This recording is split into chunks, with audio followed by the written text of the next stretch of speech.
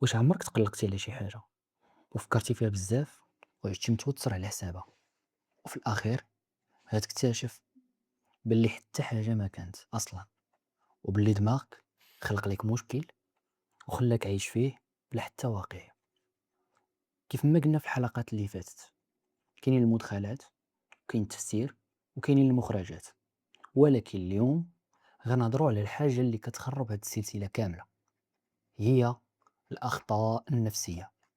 هاد الأخطاء كتوقع لكل واحد فينا، ولكن الخطير أنك ما كتلاحظهمش وكتصدقهم بحال إلا هما الحقيقة.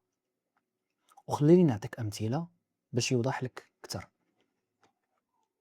تخيل معايا شي واحد ما جاوبكش في الميساج، كتشوف أنه داخل ولكن ما كيجاوبكش، وهنا دماغك بكل بساطة غيبدا يخلق قصة، وغيبداو يبانو أسئلة بحال: علاش ما جاوبنيش؟ واش ما كيبغينيش؟ واش درت ليه شي حاجة؟ وشوية بشوية كتبدا تحس بالقلق، التوتر، ويمكن حتى الحزن. ويمكن النهار ديالك يتبدل بسبب هاد الحاجة البسيطة. ولكن وقف هنا، فين هو الدليل على هاد الشي كامل؟ الحقيقة البسيطة: يمكن غير مشغول، يمكن نسى، يمكن ما شافش الميساج، ولكن دماغك اختار أسوأ تفسير. ومثال آخر: تخيل مثلا أنك فشلتي في شي حاجة، تقدمتي لواحد الخدمة المرة الأولى، المرة الثانية، المرة الثالثة، وديما فين ما كتقدم أنك تخدم في ديك الخدمة ما كيجيبش الله التيسير. كنتي في واحد العلاقة وما نجحاتش، أو كنتي داير برنامج أنك تخسر واحد الوزن، كل مرة كدير برنامج كتلقى راسك أنك ما كملتيش، وهنا كتقول مباشرة لراسك أنا فاشل، أو ديما كنفشل. ولكن واش بصح؟ أو لا غير تجربة واحدة أو جوج حولتيها الحكم على حياتك كاملة، أو أي حاجة غتبدا تجربها غادي يجي هذا الحكم: أنا فاشل، أنا ديما كنفشل. مثال ثالث باش تزيد تفهم الفكرة معايا وتفهم الخطورة ديالها. تخيل معايا شي واحد تبدل معاك في التعامل شوية، ولا غير ساكت. هنا كتقول: واش درت ليه شي حاجة؟ واش عنده شي مشكل معايا؟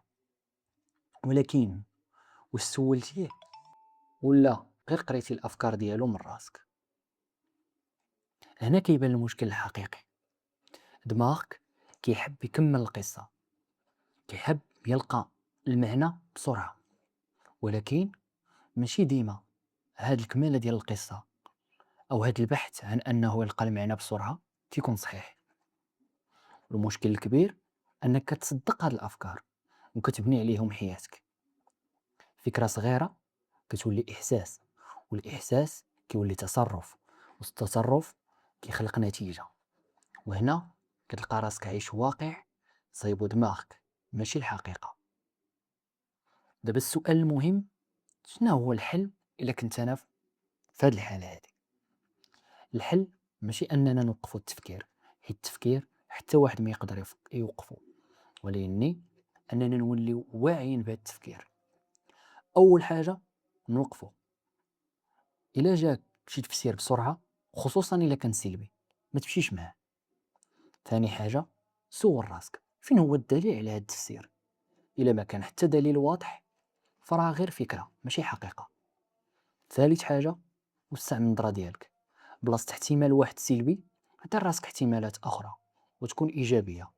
مثال: ما جاوبنيش حيت ما كيبغينيش، يمكن مشغول، يمكن نسى، يمكن عنده نهار خايب، أو يمكن حوايج أخرين اللي يكونوا إيجابيين. رابع حاجة، ما تقراش أفكار الناس. إلا بغيتي تعرف سول، ماشي تفترض. وثيق فيا أنه غير بهاد الخطوات البسيطة أو الخطوات الصغيرة تقدر تحمي راسك من بزاف ديال الآلام اللي ما عنده حتى سبب. وفكر معايا مزيان، شحال من مرة كنتي متأكد من شي فكرة ومن بعد طلع أنها غير وهم؟ هادشي كيوقع كل نهار، ولكن الفرق كاين اللي كيبقى تابع دماغه، وكاين اللي كيوقف وكيقول يمكن نكون غلط. وفي الأخير خلي ديما هاد الجملة معاك، أو حاول تكتبها في بلاصة اللي كتشوفها ديما. ماشي كل فكرة كتجيك كتكون صحيحة، وبعض المرات أكبر عدو ليك ماشي هو الناس، ولكن الطريقة اللي كتفكر بها.